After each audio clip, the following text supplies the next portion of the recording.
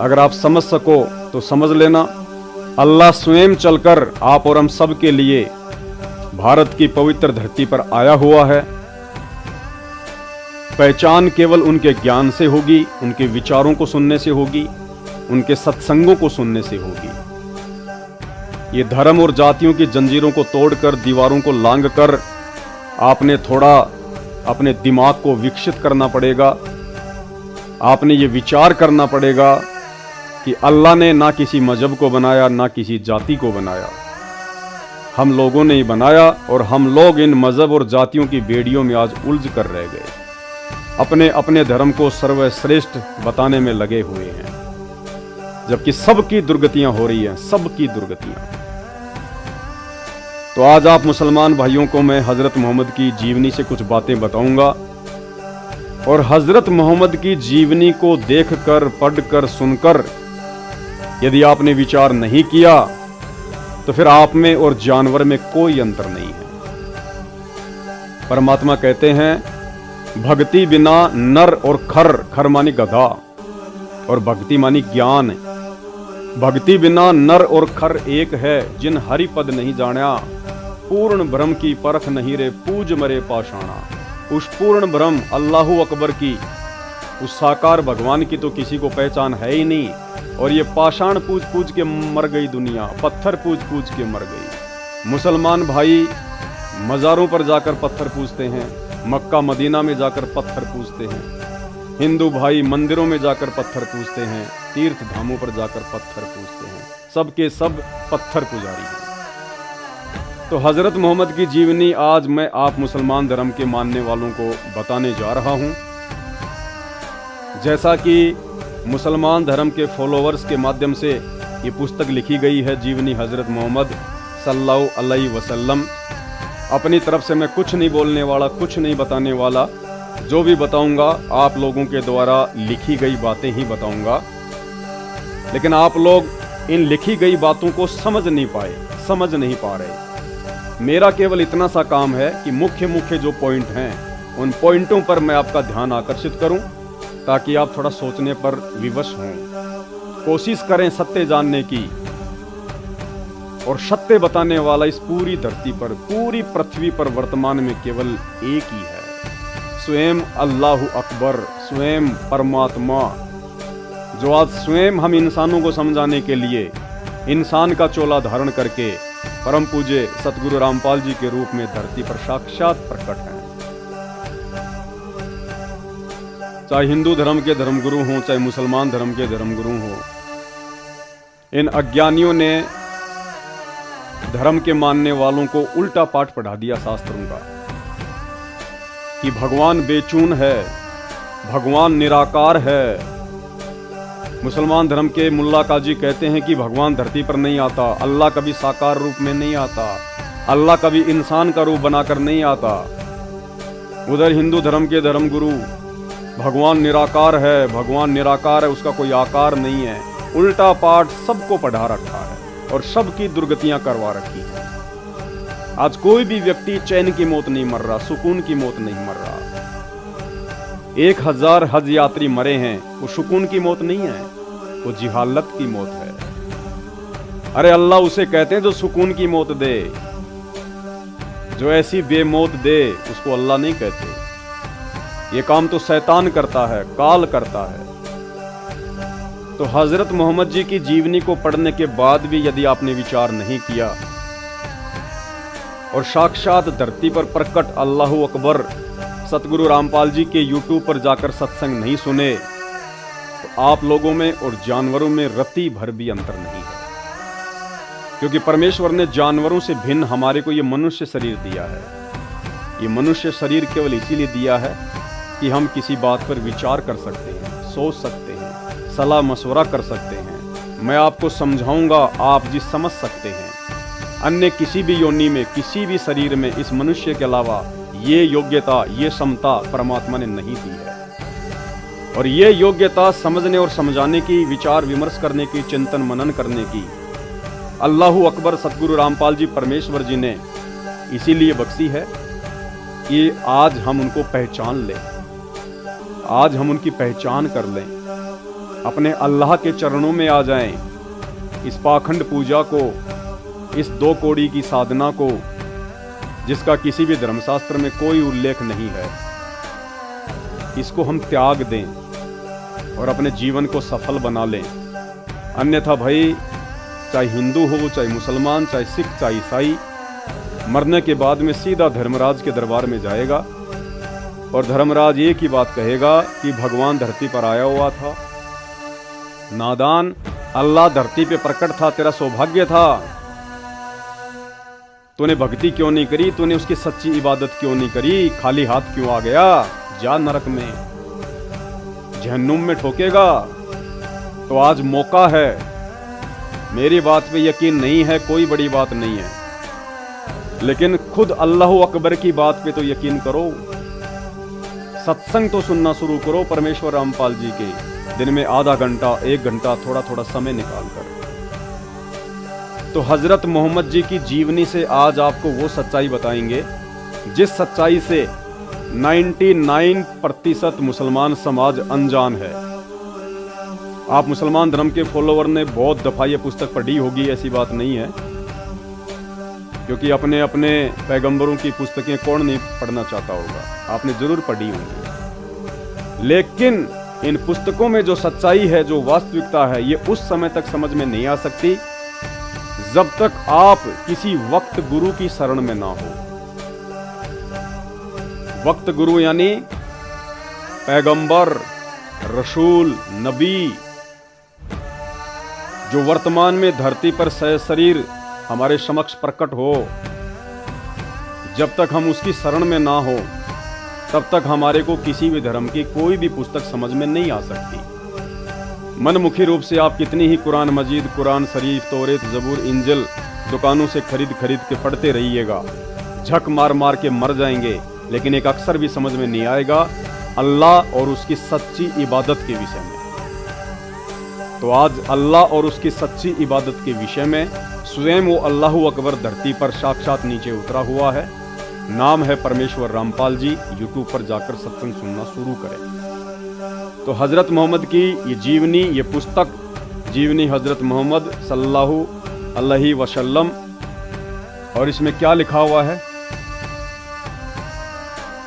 इस किताब के अध्ययन से अल्लाह के पैगंबर हजरत मोहम्मद सल्लल्लाहु अलैहि वसल्लम के जीवन की प्रमुख झलकियां आपके सामने आएंगी, और इस किताब को पढ़ने वाला ऐसा महसूस करेगा जैसे वह खुद उस दौर से गुजर रहा है जिस दौर से पैगंबर इस्लाम गुजरे हैं, नसीम गाजी फलाही। यानी जीवनी हजरत मोहम्मद का मतलब होता है कि हजरत मोहम्मद जी ने अपने जीवन में, अपनी लाइफ में, जन्म लेने से अंतिम समय तक उन्होंने क्या किया, भक्ति मार्ग में अल्लाह के विषय में वो क्या जानते थे, अल्लाह ने क्या उनको इबादत बताई, कैसे उन्होंने वो इबादत की, और उस इबादत के करने से हजरत मोहम्मद को क्या हासिल हुआ। अल्लाह के गुण हैं, अल्लाह किसी को दुख नहीं देता, अल्लाह किसी को परेशानी नहीं देता। अल्लाह तो उसे कहते हैं जो संकट मोचन होता है, जो संकटों को हर लेता है। भक्ति करने वाले अपने साधक को, अपने भगत को सुख ही प्रदान करता है। अगर वो निर्धन है तो उसे धन देता है, बांझ है तो उसे पुत्र देता है, बीमार है तो उसे स्वस्थ शरीर देता है। उसे कहते हैं अल्लाह। और शरीर त्यागने के बाद उसको मोक्ष देता है, सदा सदा के लिए उसे 84 लाख योनियों के झंझट से बाहर निकाल देता है। उसे कहते हैं अल्लाह, परमात्मा, भगवान। और उसी अल्लाह की इबादत करते करते आजीवन मुसलमान धर्म के अंतिम पैगंबर हजरत मोहम्मद जी का जीवन नरक से कम नहीं था। उन्हें कभी भी वो सुख और शांति प्राप्त नहीं हुई जिस सुख और शांति की प्राप्ति के लिए दुनिया अल्लाह की खोज करती है, भगवान की खोज करती है, दुनिया भक्ति करती है। जबकि हजरत मोहम्मद तो वर्तमान के मुसलमानों की तरह कोई बुराई भी नहीं करते थे। हजरत मोहम्मद जिनकी उम्र 63 वर्ष थी, यानी वो 63 वर्ष की उम्र में अल्लाह को प्यारे हो गए थे। उन्होंने कभी भी अपने जीवन में तंबाकू को छुआ तक नहीं, शराब को छुआ तक नहीं, मांस को छुआ तक नहीं, कभी किसी का दिल तक नहीं दुखाया, कभी किसी के साथ में लड़ाई झगड़ा नहीं किया, हमेशा अल्लाह की इबादत में लगा रहता था। और उस मोहम्मद का जीवन भी नरक के समान व्यतीत हुआ। और अंत में कैसी दुर्गति से हजरत मोहम्मद जी के जीवन का अंत हुआ, ये इसी पुस्तक जीवनी हजरत मोहम्मद में साफ साफ अक्षरों में लिखा हुआ है। कहने का मतलब है, आप तो हजरत मोहम्मद जैसी इबादत अल्लाह की लाख जन्म भी नहीं कर सकते। और जो प्योर इबादत, जो पवित्र साधना आज से 1200-1300 वर्ष पहले हजरत मोहम्मद जी किया करते थे, आज आप मुसलमान उस इबादत का 1% भी सही तरीके से नहीं कर सकते। तो सोचिए आपके साथ क्या होगा। और उसके बाद परम पूज्य सतगुरु रामपाल जी परमेश्वर जी के सत्संग सुनना शुरू करें। यूट्यूब पर जाकर सर्च करें सत्संग संत रामपाल जी भगवान। एक सृष्टि रचना नाम का चैप्टर है, उसको जरूर देखें। सृष्टि रचना संत रामपाल जी भगवान लिखें, सृष्टि रचना को पढ़ें, आपको वास्तविकता समझ में आएगी अपने धर्म की, अपने धर्म की पुस्तकों की। इसके अलावा आप जी संत रामपाल जी और डॉक्टर जाकिर नाइक की डिबेट भी यूट्यूब पर जाकर सर्च कर सकते हैं। डिबेट वर्सेज संत Rampal G versus doctor Zakir Naik, सारी सच्चाई आपकी आंखों के सामने आ जाएगी। संत रामपाल जी धरती पर स्वयं सनातनी परमात्मा है, अल्लाहु अकबर हैं।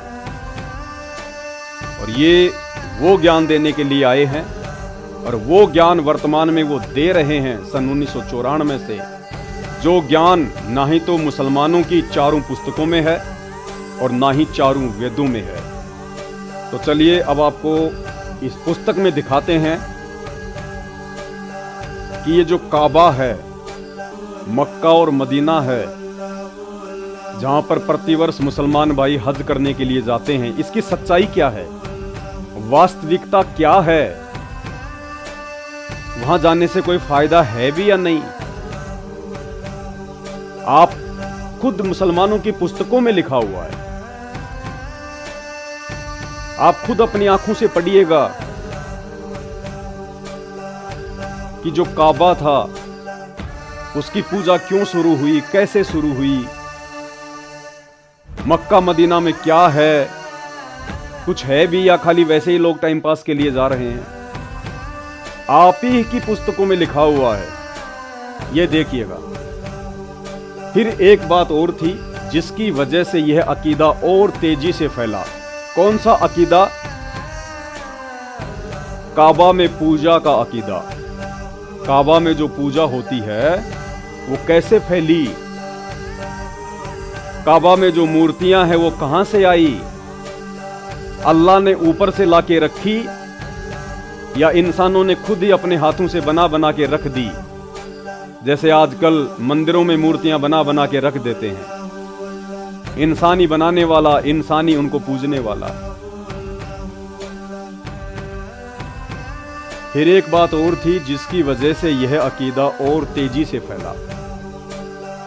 ज्वालामुखी पहाड़ फटते तो लावे की शक्ल में जो पत्थर निकलते, उनके बारे में धारणा थी कि ये टूटे हुए सितारे हैं। ये देखिए मूर्खता। पहाड़ों से जब ज्वालामुखी फटता था तो काबा में, मक्का मदीना में रहने वाले मुसलमान क्या सोचते थे कि ये आसमान से टूटने वाले तारे हैं, सितारे हैं, अल्लाह की तरफ से आ रहे हैं। मूर्खता। जो आकाश से धरती पर आ गए हैं, यहीं से वे पत्थर पवित्र समझे जाने लगे, क्योंकि कुछ जातियों के दिल में तारों की महिमा रच बस गई थी, इसलिए कि उनमें जगत सृष्टा की कुदरत का जलवा था, उनकी शक्ति और महानता की छाया थी।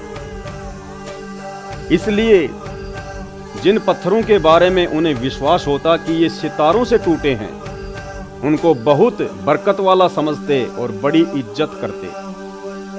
फिर इज्जत का यह ख्याल और आगे बढ़ा और अब उनकी पूजा भी होने लगी। ज्वालामुखी के पत्थरों को अल्लाह के पत्थर समझकर, अल्लाह की नियामत समझकर, आसमान से टूटे हुए तारे समझकर शुरुआत में मुसलमान धर्म के फॉलोअर्स ने उन पत्थरों की पूजा शुरू कर दी। आगे देखिए, फिर एक कदम और आगे बढ़े। अब वे पत्थरों को खुद काटते छांटते अपनी पसंद की मूर्तियां बनाते, यानी पाखंड शुरू कर दिया। फिर लोगों ने पहले तो खाली ज्वालामुखी के जो पत्थर थे अच्छे अच्छे उन्हीं को लाकर पूजते थे, उसके बाद में खुद उनको काटने छाटने लग गए, उनको बढ़िया बढ़िया शक्ल देने लग गए। अब वे पत्थरों को खुद काटते छांटते अपनी पसंद की मूर्तियां बनाते, जिस बुजुर्ग या देवता से चाहते उसका संबंध जोड़ देते। उस समय के मुसलमान मनमुखी रूप से किसी भी देवता का संबंध उन मूर्तियों से जोड़ देते कि ये फलाने देवता की मूर्ति है, ये फलाने देवता की मूर्ति है, मनमुखी। फिर उनको एक जगह स्थापित करके पूजना शुरू कर देते, प्रेम और श्रद्धा में उन पर भेंट चढ़ाते, जैसे मंदिर मस्जिदों में लोग श्रद्धा से भेंट चढ़ाते हैं। उन पत्थरों के ऊपर मुसलमान धर्म के वो अंध श्रद्धालु फिर भेंट चढ़ाने लग गए। कोई पैसा चढ़ाता, कोई सोना चांदी चढ़ाता, कोई खाना चढ़ाता। उनके नाम पर मन्नतें मांगते, उनके नाम पर मन्नतें मांगते। खुद ही पत्थर उठा उठा के लाते, खुद ही उनको काटते छांटते, खुद ही उनको भगवान बना के, अल्लाह बना के, देवता बना के उनको काबा में रखते, अपने घरों पर रखते। फिर उनसे मन्नतें मांगते कि मुझे बेटा देना, मेरा ये काम ठीक हो जाए। खुद ही उनसे मन्नतें मांगते, खुद ही भगवान बनाते, खुद ही अल्लाह बनाते और खुद ही अल्लाह से फिर मन्नतें मांगते। यानी आपको यह समझाने का प्रयास कर रहा हूं कि मक्का मदीना और काबा में कोई अल्लाह नहीं है, कोई खुदा नहीं है। जैसे मंदिरों में कोई भगवान नहीं है, मस्जिद में कोई अल्लाह नहीं है। मनमुखी काम है, सारे के सारे मनमुखी काम। ये मंदिर मस्जिद चर्च और गुरुद्वारे में जितने भी भगवान हैं, ये सब इंसान के बनाए हुए हैं। आपकी आंखों के सामने आप ही मुसलमान धर्म की पुस्तकों में लिखा हुआ है। और 1000 यात्री जो मरे हैं काबा में, मक्का मदीना में जो हज करने गए थे, वो अपनी खुद की मनमुखी घटिया साधना के चलते मरे हैं। अल्लाह ने कभी नहीं कहा तुम्हें कि काबा में आओ, मक्का में आओ, मदीना में आओ। मनमुखी अगर ये किताबें पढ़ लेते अपने धर्म की, इनको समझ लेते, तो वहां जाने की आवश्यकता ही नहीं पड़ती। और वहां नहीं जाते तो ऐसी दुर्गति से मौत नहीं होती। तो खुद मनमुखी साधना कर रहे हो, खुद ही अपनी मौत को न्योता दे रहे हो। उनका ख्याल था कि इस तरह वे देवता अल्लाह के यहां सिफारिश करेंगे। उस समय के मुसलमान क्या सोचते थे, जो मूर्तियां वो बनाया करते थे, वो सोचते थे कि हम इस प्रकार से मूर्ति बनाएंगे, उन पे भेंट चढ़ाएंगे, मन्नतें मांगेंगे, तो ये मूर्तियां अल्लाह के पास जाके हमारी सिफारिश करेंगी। मूर्तियों को उन्होंने अपना एजेंट बना लिया, माध्यम बना लिया। उन मूर्तियों को बिगड़े हुए काम भी बना देंगे और आखिरत में मुक्ति और नजात के साधन भी सिद्ध होंगे कि मरने के बाद हमारी मुक्ति भी होगी और जीते जी हमारे को लाभ मिलेंगे, फायदा मिलेगा अगर हम इन मूर्तियों को पूजेंगे। तो अब आगे चल के पता चलेगा कि हजरत मोहम्मद के जीवन में क्या क्या घटनाएं घटित हुई। जब इन मूर्तियों को, इस मक्का मदीना और काबा ने हजरत मोहम्मद को आजीवन सिवाय नारकीय जीवन की और कुछ नहीं दिया, आप लोगों को क्या मिलेगा? अब देखिएगा भाई और बहनों, ये साफ साफ लिखा हुआ है जीवनी हजरत मोहम्मद इस पुस्तक में। जिस मक्का में आप मुसलमान भाई हज करने के लिए जाते हो, उसकी सच्चाई क्या है? वहां पे अल्लाह बैठा है या इंसान के द्वारा बनाई गई मनमुखी मूर्तियां? मक्का में सबसे पहले जो मूर्ति लाई गई और फिर काबा के आंगन में लगाई गई वह हुबल की मूर्ति थी। उसको लाने वाला व्यक्ति अम्र बिन लुहई था। यह कहीं सफर कर रहा था, रास्ते में एक जगह से गुजर हुआ, देखा लोग मूर्तियां पूज रहे हैं। उसको बहुत भला मालूम हुआ। उसने कहा एक मूर्ति हमें भी दे दो, हम अपने यहां ले जाएंगे। कहां ले जाएंगे? मक्का में ले जाएंगे, जहां पे आप लोग जाते हो चक्कर लगाने। ये हकीकत है। रास्ते से पड़ा हुआ एक पत्थर, लोगों ने उसकी मूर्तियां बना दी और उस मूर्ति को ये व्यक्ति अमर बिन लुहई खरीद के ले आता है और मक्का मदीना में स्थापित कर देता है। और उस मूर्ति पर देश विदेश के मुसलमान चक्कर लगाने जाते हैं। अब ये अंध श्रद्धा नहीं है तो और क्या है, अंध भक्ति नहीं है तो और क्या है। ये हकीकत आपके सामने है।